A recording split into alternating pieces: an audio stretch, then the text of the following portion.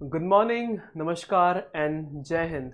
आप सबका स्वागत है स्वामी विवेकानंद इंस्टीट्यूट के यूट्यूब चैनल पे, जहाँ पे कि मैं शशांक आपको the Hindu, Down to Earth और द इंडियन एक्सप्रेस के करंट अफेयर्स पढ़ाता हूँ। आज 3 मई का हम करंट अफेयर्स देखते हैं कि आज के टॉपिक्स में क्या क्या है हमारे पास। ठीक है, सो थोड़ा सा मेरे बारे में। मेरा नाम शशांक है। I have done my graduation from Delhi university in English honours. I have more than 3 years of experience in both online and offline teaching platforms, and I have given many of the exams like civil services, CAPF, SSC, CGL, etc. And due to this, I have lots of experience in subjects like PSIR, Modern India, Indian Polity, Science and Tech, and Current Affairs.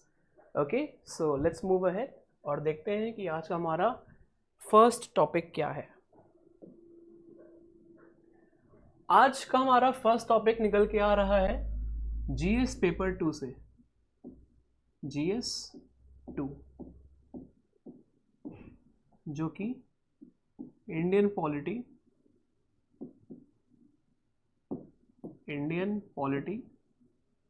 से link है। ठीक है, यहाँ पे तलाक की बात हो रही है, बेसिकली डाइवोर्स की बात हो रही है कि क्या डाइवोर्स जो है वो जो अभी न्यूज़ में चल रहा है वो क्यों चल रहा है। ठीक है, हम इसमें देखेंगे कि इसमें आर्टिकल 142 क्या कहता है। हम इसमें ऑनरेबल सुप्रीम कोर्ट के जो जजमेंट्स हैं वो भी देखेंगे, और एट द एंड हम ये देखेंगे कि अभी ट्रेंड क्या चल रहा है। मतलब अगर मैं डाइवोर्स की बात करूं, सो अर्बन पॉपुलेशन में भी क्या ट्रेंड चल रहा है, हम वो सब देखेंगे आज। Let's see. तो थोड़ा सा न्यूज़ देखते हैं पहले कि न्यूज़ ये आ रही है कि पहले क्या था।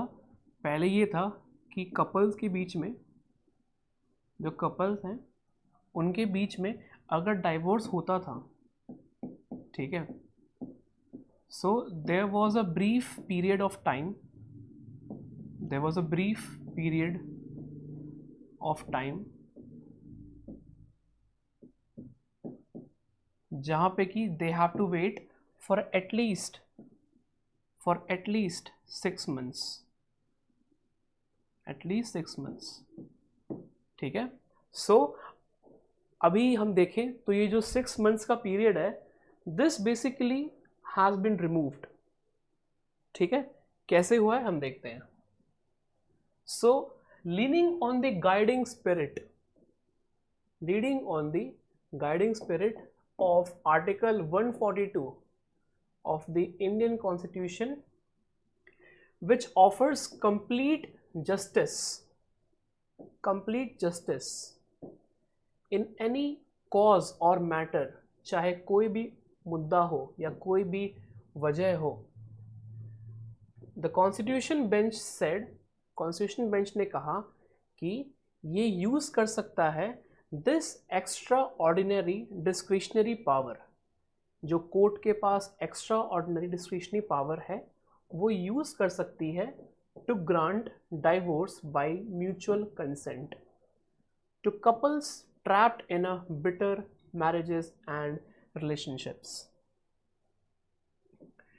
It also aims to spare couples the agony and misery of waiting 6 to 18 months for a local court to annual। ठीक है, इसका मतलब क्या हुआ कि जो 6 to 18 months का टाइम फ्रेम है, ठीक है, उस चीज़ को रिमूव किया गया है। Why? Seeing the agony and misery of the condition of the couples. ठीक है, उन चीज़ को देखते हुए ये चीज़ रिमूव की गई है। Under what? Under section 13B, section 13B of the Hindu marriage act 1955। ये एक्ट बहुत इंपॉर्टेंट हो जाता है क्योंकि ये अभी न्यूज़ में चल रहा है, हिंदू एक्ट ऑफ 1955। ठीक है, मैं अगर अभी स्टेटस क्वो की बात करूं, मतलब मैं अगर अभी की कंडीशन की बात करूं कि इंडिया में क्या कंडीशन चल रही है इसकी, सो जो अर्बन पॉपुलेशन है जो अर्बन पॉपुलेशन है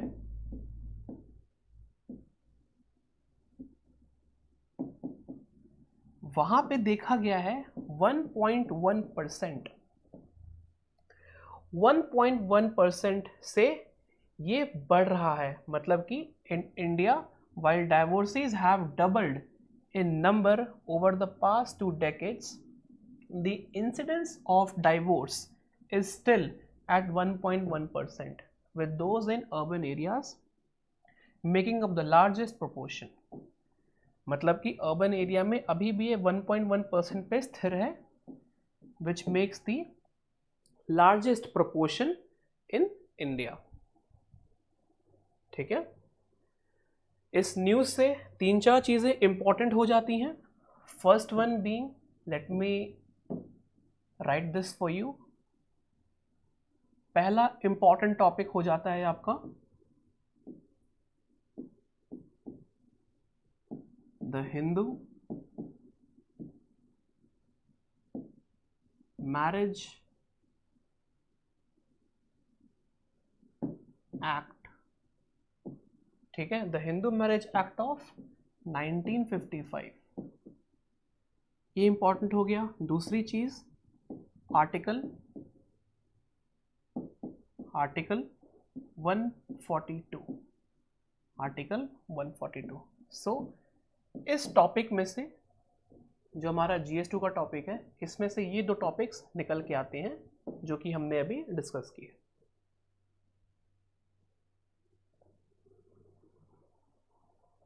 नेक्स्ट देखते हैं हम लोग। नेक्स्ट हमारी न्यूज़ आ रही है टैरिफ से रिलेटेड। टैरिफ मतलब कि एक तरह से टैक्सेशन से रिलेटेड। हम देखते हैं कि टैरिफ जो है वो कब लगाती है कोई भी कंट्री। ट्रेड जब होता है तो उसमें जो टैरिफ है उसका क्या रोल होता है। ठीक है, हम समझने की कोशिश करेंगे कि WTO जो कि वर्ल्ड ट्रेड ऑर्गेनाइजेशन है, उसके कॉम्पोजिशंस क्या क्या हैं, क्योंकि अगर टैरिफ न्यूज़ में है सो अल्टीमेटली WTO भी न्यूज़ में आ जाता है। ठीक है, हम देखते हैं। अच्छा, ये आपका GS पेपर 3 में आएगा because this is linked with your trade. ठीक है, ट्रेड हो गया, कम्युनिकेशन हो गया, ठीक है, ट्रांसपोर्टेशन हो गया, लॉजिस्टिक्स हो गया, ये सब आपका GS पेपर 3 में आता है। ठीक है, देखते हैं हम लोग। नाउ न्यूज़ ये आ रही है कि कंप्लेंट्स, शिकायतें आ रही हैं बहुत ज़्यादा। ठीक है, कहाँ से? यूरोपियन यूनियन से, जापान से एंड ताइवान से। ठीक है, सो यूरोपियन यूनियन, जापान और ताइवान, ठीक है, ये जो 3 देश हैं WTO के, इन्होंने एक डिस्प्यूट सेटलमेंट पैनल बनाया। क्यों बनाया, देखते हैं। उन्होंने ये चीज़ इसलिए बनाई क्योंकि they have found India's tariffs on certain information and communication technology products such as mobile phones inconsistent with India's World Trade Organization obligations. मतलब कि जो इंडिया के जो मोबाइल फोन्स हैं, ठीक है, they are not adhering with the WTO's obligations and terms and conditions। पहली point. दूसरा पॉइंट ये कि जो इंडिया का जो टैरिफ है, ठीक है, कुछ चीज़ों में जैसे कि इंफॉर्मेशन एंड टेक्नोलॉजी पे वो भी जो WTO के नॉर्म्स हैं उन पे अधेयर नहीं कर रहा, मतलब कि उन पे लागू नहीं हो रहा। नेक्स्ट देखते हैं कि पैनल ने ये कंक्लूड किया, ये जो पैनल बना था यूरोपियन यूनियन, जापान, ताइवान का, तो इन्होंने ये चीज़ कंक्लूड करी कि इंडिया हैज़ वायलेटेड आर्टिकल 2। अब यहाँ पे आर्टिकल 2 इंपॉर्टेंट हो गया। Article 2 of the General Agreement on Tariffs and Trade, GATT. ठीक है, General Agreement on Trade and Tariffs, because India's tariffs breach its goods schedule. यहाँ पे आर्टिकल 2 इंपॉर्टेंट हो गया, पहली चीज। दूसरी चीज कि गैट क्या है। तीसरी चीज अबाउट WTO मेंबर्स, इसके मेंबर्स क्या क्या हैं, ठीक है, और इसका जो क्या बोलते हैं, इसके जो ट्रेड है, इसका जो ट्रेड है उसमें कितनी मेंबर्स हैं, ठीक है। हम देखते हैं ये हिंदी में मैंने यहाँ पे दिया हुआ है, सो आप लोग एक बार देख सकते हैं।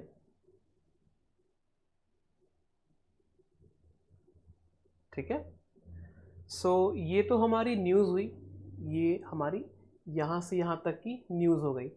अब हम न्यूज़ में से कंटेंट को फिल्टर आउट करते हैं, ठीक है। Let's study. सो सबसे पहला कि about WTO, about WTO।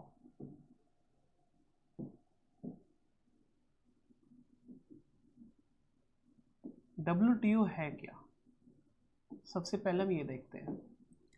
So the central objective, जो मेन ऑब्जेक्टिव है, जो मेन मुद्दा है, ठीक है, इसका WTO का, वो क्या है, वो ये है कि टू बूस्ट ट्रांसपेरेंसी, मतलब कि किसी भी चीज़ को ट्रांसपेरेंट बनाना, किसी भी चीज़ को ट्रांसपेरेंट बनाना, ताकि कोई वहाँ पे भेदभाव ना रहे, ठीक है। Next, multilateral trading order, multilateral trading order, हम इस वर्ड से क्या समझते हैं। मल्टीलैटरल ट्रेडिंग ऑर्डर मतलब कि जहाँ पे बहुत सारे देश मिलकर ट्रेडिंग करते हैं, ठीक है, एक किसी प्लेटफॉर्म पे आके, सो उसको हम बोलते हैं मल्टीलैटरल ट्रेडिंग सिस्टम, ठीक है। नेक्स्ट देखते हैं। नेक्स्ट इसका ऑब्जेक्टिव है WTO मेंबर कंट्रीज, जितने भी मेंबर कंट्रीज हैं वो लीगली बाउंड है, मतलब कि they are by rule and regulation they are bounded not to impose any tariff rates in excess of their bound और मैक्सिमम टैरिफ रेट्स, ठीक है। मतलब कि जितनी भी WTO में मेंबर कंट्रीज हैं, ठीक है, उन सारी की सारी कंट्रीज को कोई भी एक्स्ट्रा टैरिफ लगाने की इजाज़त नहीं है, ठीक है। So they do not have to impose tariff rates in excess of their bound और मैक्सिमम रेट्स, ठीक है। नेक्स्ट देखते हैं।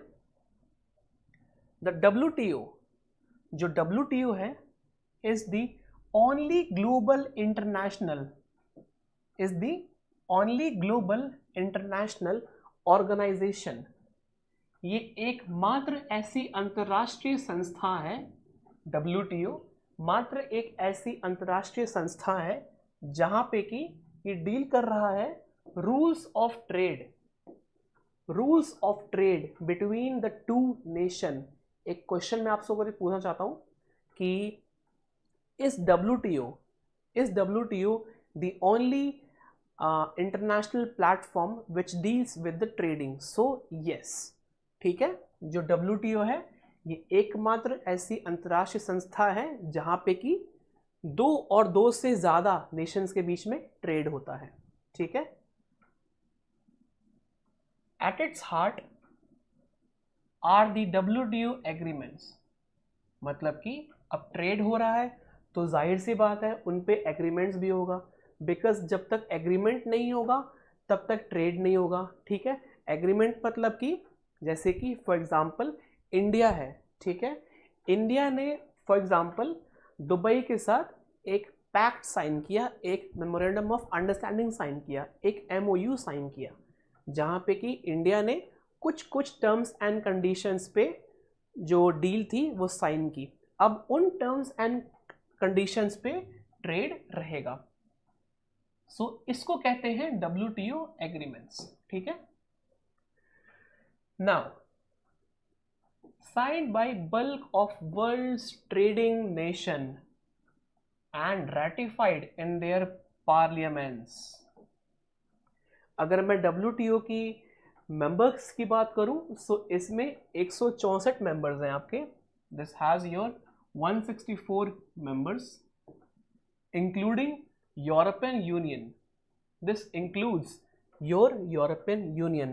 क्वेश्चन आ सकता है that WTO has 164 members and out of this excludes the European Union. So nahi, this includes your European Union and 23 observer states. 23 observer states. So हमें क्या मालूम पड़ा?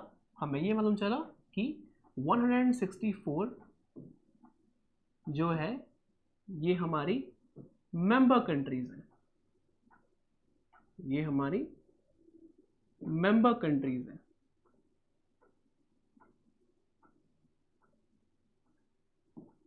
ठीक है. और इनमें से जो 23 हैं वो ऑब्जर्वर स्टेट्स कंट्रीज हैं. ऑब्जर्वर स्टेट कंट्रीज हैं. ठीक है. नाउ मैं अगर इसके फॉर्मेशन की बात करूं आप लोगों से तो from the early days of the silk road, जब बहुत पहले जब सिल्क रोड हुआ करता था, जैसे कि सिल्क रोड मतलब कि जब कॉन्टिनेंट्स टू कॉन्टिनेंट के बीच में ट्रेड होता था बाय रोड, जैसे कि आपका यूरेशियन हो गया रीजन. जैसे कि अगर मैं यहाँ पे वर्ल्ड मैप ड्रॉ करूँ, सो एक सेकेंड. अगर मैं वर्ल्ड मैप ड्रॉ करूं आप लोग के लिए यहां पे, सो ये तो आपका हो गया नॉर्थ अमेरिका, ये हो गया आपका साउथ अमेरिका. ठीक है. यहाँ पे आपका हो गया एशिया. ठीक है. ये हो गया आपका ऑस्ट्रेलिया यहाँ पे. सो यहाँ पे जो ट्रेडिंग, यहाँ पे हो गया आपका अफ्रीका, अफ्रीका. ठीक है. सो यहाँ पे जो ट्रेडिंग हो रही है इस तरफ, ठीक है, इसको हम बोलते हैं यूरेशियन ब्लॉक. ठीक है. सो जो बेसिकली यूरेशियन ब्लॉक में ट्रेडिंग हो रही है उसको हम बोलते थे सिल्क रूट. ठीक है. इस चीज को नेक्स्ट देखते हैं कि to the creation of General Agreement on Tariffs and Trade GATT and the birth of WTO. मतलब कि सबसे पहले आपका आया GATT. ठीक है. उसको देखते हुए यहीं से आपका WTO का निर्माण हुआ. WTO and then trade has played an important role in supporting the economic development and promoting peaceful relations among the nations. ठीक है. सो दो तीन चीजें यहां से निकल के आती हैं. पहली कि कितनी मेंबर कंट्रीज हैं यहाँ पे. ठीक है. दूसरी चीज कितने ऑब्जर्वर स्टेट्स हैं. तीसरी चीज यूरोपियन यूनियन क्या इस कंट्रीज में जो 164 मेंबर कंट्रीज है क्या इनमें इंक्लूड होता है या नहीं होता. तो हाँ, इंक्लूड होता है. नेक्स्ट देखते हैं हम लोग.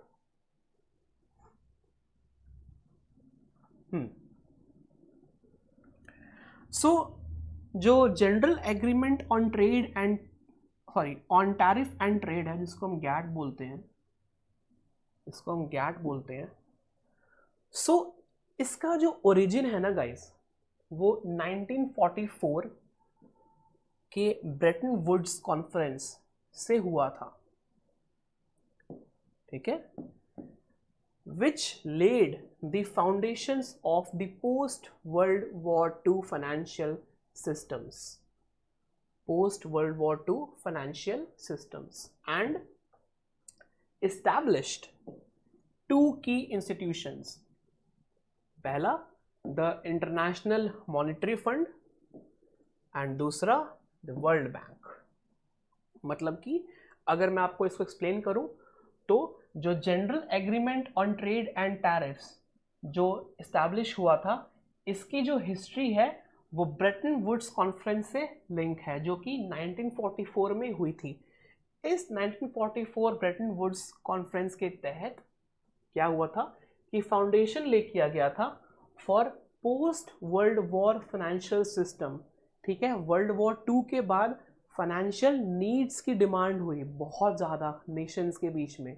ठीक है, यूरोप में, आपका साउथ अमेरिका में, मतलब कि ऑलमोस्ट मैं कहूँ तो फिर पूरे वर्ल्ड में एक प्रॉपर फाइनेंशियल सिस्टम की रिक्वायरमेंट हुई। सो उस प्रॉपर फाइनेंशियल सिस्टम को फुलफिल करने के लिए आपका ये 1944 का जो ब्रेटन वुड्स कॉन्फ्रेंस हुआ था, इस चीज़ में 2 इंस्टीट्यूशंस को बनाया गया। पहला था आपका IMF which is your international monetary fund, दूसरा है आपका वर्ल्ड बैंक, दूसरा है वर्ल्ड बैंक। ठीक है, ये यहाँ पे मैंने हिंदी में भी लिखा है, सो अगर किसी को पढ़ना है सो वो एक बार देख सकता है।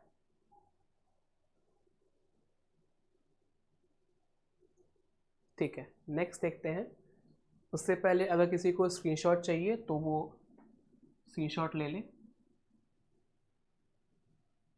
बट स्क्रीनशॉट लेने के बाद आप लोग इसके नोट्स भी बनाया कीजिएगा। ऐसा नहीं कि स्क्रीनशॉट लेके वो फिर फ़ोन में रखा हुआ है। ठीक है, make a habit of making notes. Notes बनाने की हैबिट डालिए, बहुत ज़रूरी है। PDF पढ़ने से कुछ नहीं होता। ठीक है, जब तक पेन नहीं चलाएंगे तब तक याद नहीं होगा। सो हैबिट डालिए कि नोट्स आप लोग बनाएं अपने हाथ से, फ़ोन से नहीं। ठीक है, नेक्स्ट देखते हैं। नेक्स्ट है हमारा गिग इकोनॉमी। नेक्स्ट है हमारा गिग इकोनॉमी। ठीक है, देखते हैं गिग इकोनॉमी का मतलब क्या होता है। सबसे पहला आता है गिग। अच्छा, उससे पहले आता है कि ये किससे लिंक है। ये आपका लिंक है स्टूडेंट्स GS3 से, GS3 से। ठीक है, अगर मैं गिग इकोनॉमी की बात करूं, सो गिग इकोनॉमी में जैसे कि आपका बहुत सारे प्लेटफॉर्म्स हो गए, जैसे कि जोमेटो हो गया, स्विगी हो गया, ब्लिंकिट हो गया। सो ये सारे क्या हैं, ये सारे आपके गिग इकोनॉमी में बहुत ज़्यादा हेल्प करते हैं। मतलब कि these gigs are actually helping the Indian economy to grow.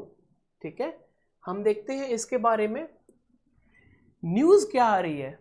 News आ रही है कि अभी जो स्ट्राइक चल रहा है रिसेंटली, ठीक है, तो स्ट्राइक में क्या है कि जो ब्लिंकिट है, ठीक है, ब्लिंकिट डिलीवरी एजेंसी ने क्या किया कि उन्होंने 15 रुपये कम कर दिया डिलीवरी में। मतलब कि पहले 25 था, तो अब आई थिंक शायद से 5 या फिर 10 ऐसी कुछ किया हुआ है। ठीक है, वो स्लैश टू 15 रुपीज़, सॉरी 15 था पहले, लेकिन पहले था 25 बट अब हो गया है 15, तो 10 रुपए का यहाँ पे कम हुआ है। ठीक है, अब देखते हैं गिग वर्कर्स क्या होते हैं। ठीक है, ये तो न्यूज़ हो गई। ठीक है, स्ट्राइक चल रही है, ये तो न्यूज़ हो गई। अब देखते हैं इसके कंटेक्स्ट में क्या हमारे लिए करंट अफेयर्स निकल के आता है। सबसे पहला, who are gig workers. So gig workers वो होते हैं जो कि आउटसाइड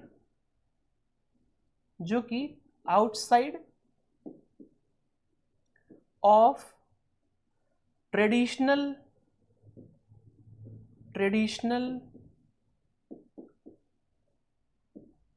एम्प्लॉयर, मतलब कि जो काम पर रख रहा है वो एम्प्लॉयर, एंड एम्प्लॉई, जो काम कर रहा है,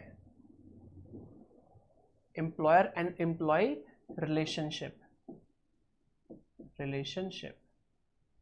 ठीक है, सो गिग वर्कर्स एक ऐसा प्लेटफॉर्म है जो कि एम्प्लॉयर एम्प्लॉय के रिलेशनशिप से बाहर आकर वो चीज काम कर रही है। ठीक है, अब देखते हैं हम यहाँ पे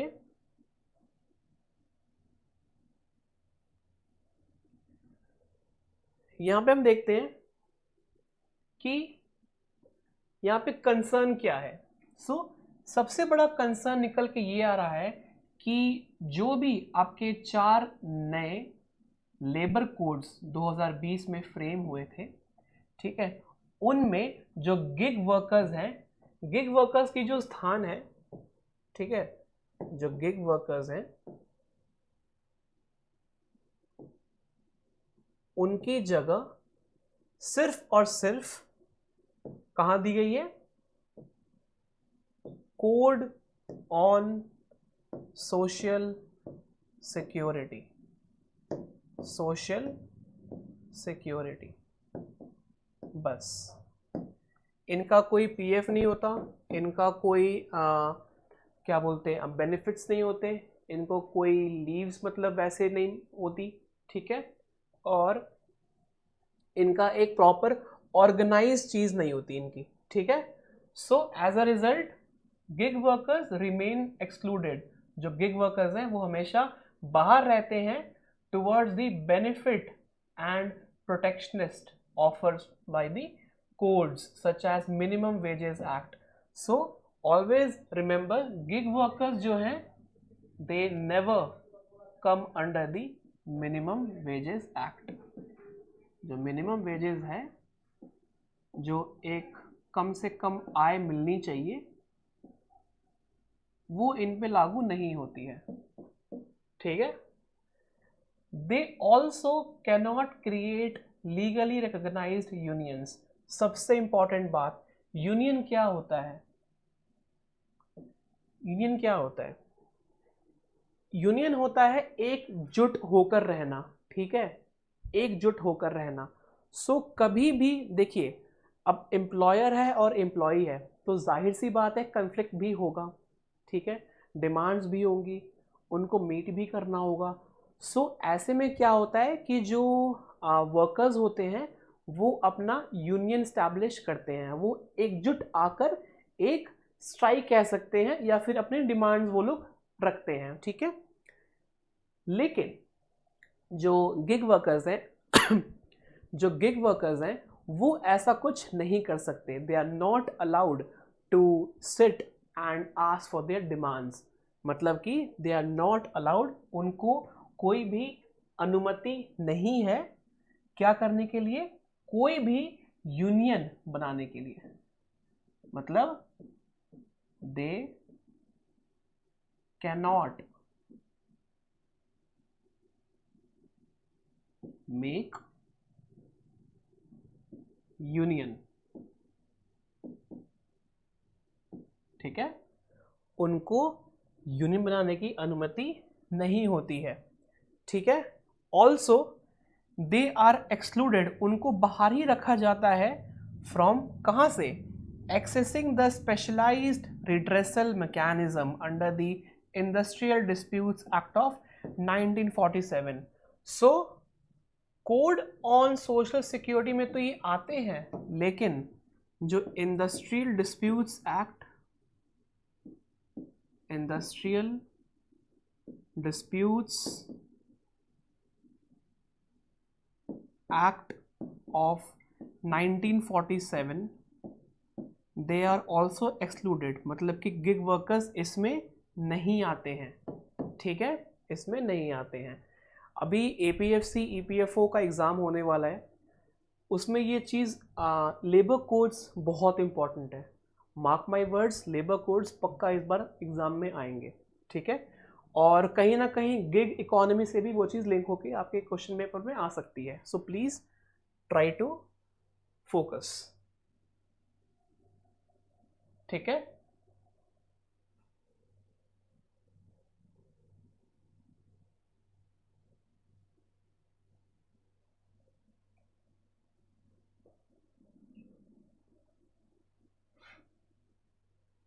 नेक्स्ट देखते हैं,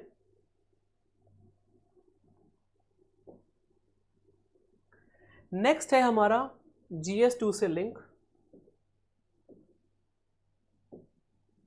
या तो इसको सॉरी GS3 में आएगा ना, ये तो इकोनॉमी है। सो इकोनॉमी GS3। हम इस टर्म के बारे में बहुत दिनों से चर्चा कर रहे हैं, डी-डॉलराइजेशन। डी-डॉलराइजेशन क्या है, ये क्यों है ये? अगर किसी ने कल का सेशन अच्छे से देखा होगा तो उसको इस टर्म के बारे में जानकारी होगी। वैसे रिवीजन के तौर पे मैं इवन आज भी समझाऊंगा इस चीज़ को कि ये टर्म क्या है। ठीक है, सो डी-डॉलराइजेशन।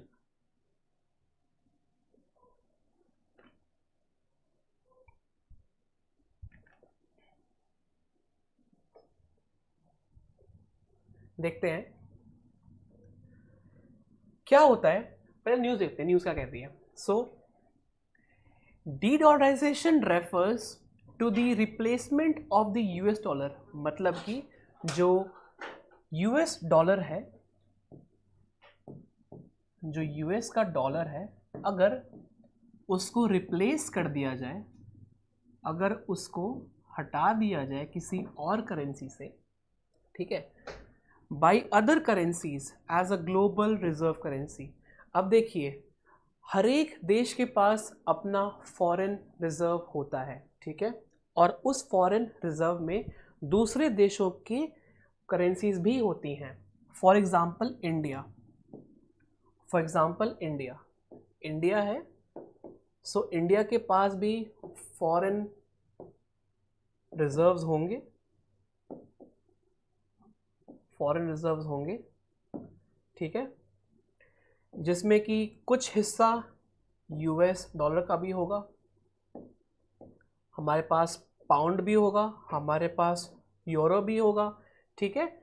सो डी-डॉलराइजेशन का कंसेप्ट ये कहता है कि अगर डॉलर को हम लोग रिप्लेस कर दें किसी और कंट्री से, सो इस कंडीशन को बोलते हैं डी-डॉलराइजेशन। अगर यही चीज़ अगर यहाँ पे यूरो आ जाए तो नाम चेंज हो जाएगा, पाउंड आ जाए तो नाम चेंज हो जाएगा, ठीक है। ये सिर्फ डॉलर पे ही स्थित नहीं है, यहाँ पे कोई भी करेंसी आ सकती है आपकी, ठीक है। नेक्स्ट हम देखते हैं कि a reserve currency refers to any currency that is widely used in cross border transaction, मतलब कि जो रिजर्व करेंसीज हैं, किसी भी देश के पास अपना जो एक रिजर्व करेंसी होती है वो बेसिकली ट्रांस बॉर्डर ट्रेड के लिए यूज होती है। बहुत इंपॉर्टेंट चीज़, जो भी फॉरेन रिजर्व्स हैं किसी भी कंट्री के पास, वो सारे फॉरेन रिजर्व्स ट्रांस ट्रेडिंग मतलब कि इंटरनेशनल ट्रेडिंग के लिए यूज किए जाते हैं, ठीक है। नेक्स्ट हम देखते हैं कि अब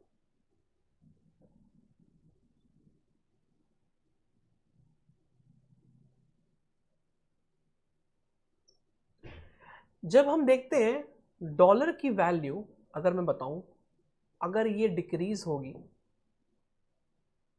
ठीक है, सो इसको रिप्लेस करने के लिए एक करेंसी यहाँ पे चाहिए होगी, ठीक है।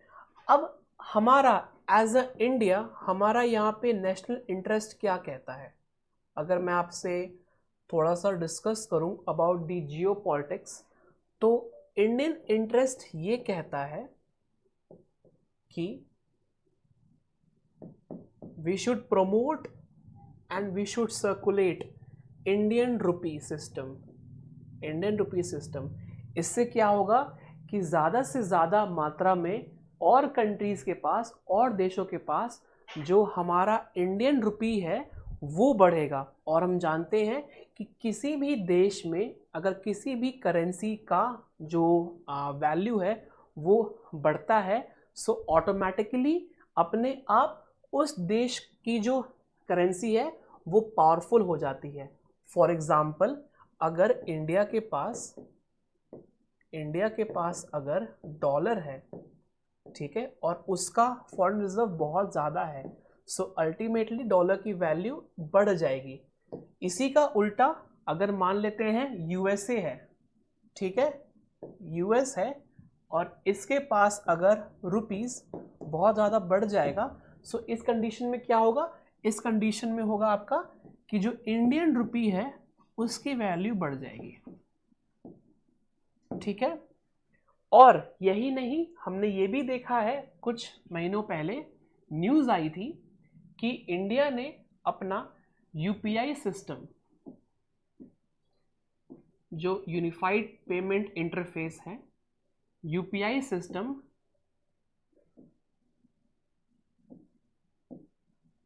साउथ एशियन कंट्रीज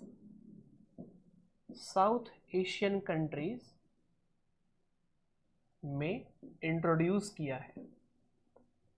सो इससे होगा क्या? पहली बात, जो ये इंडिया का इंटरफेस है, अगर ये यूज में होगा सो हमारा,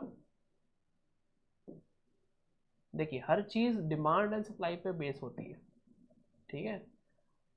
इस चीज की डिमांड बढ़ेगी, ठीक है, और हम इस चीज को सप्लाई करेंगे, सो अल्टीमेटली हमारी जो इकोनॉमी है वो भी ग्रो करेगी, ठीक है। सो ये कुछ कंसेप्ट था अबाउट द डी डॉलराइजेशन। आपसे क्वेश्चन पूछा जा सकता है कि व्हाट इज डी डॉलराइजेशन, ठीक है, इसका यूज क्या होता है और ये क्यों किया जाता है। सो पहला आ गया point, what is the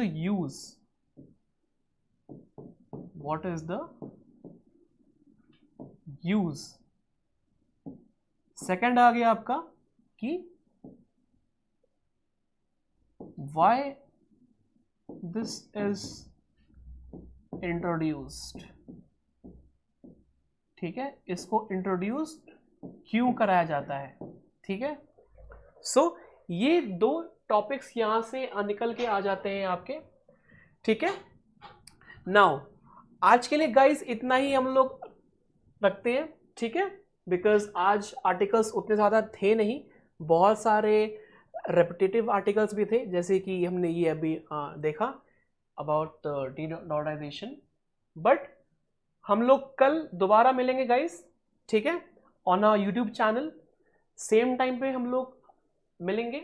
make sure कि हम लोग नोट्स बना रहे हैं डेली टॉपिक वाइज, ठीक है, और आप लोग का कोई भी डाउट है सो डू नॉट हेजिटेट, ठीक है। Let's make this interaction a more pronounced, okay. हम लोग कमेंट्स सेक्शन का यूज कर सकते हैं और वहां पे अपने डाउट भी पूछ सकते हैं, ठीक है।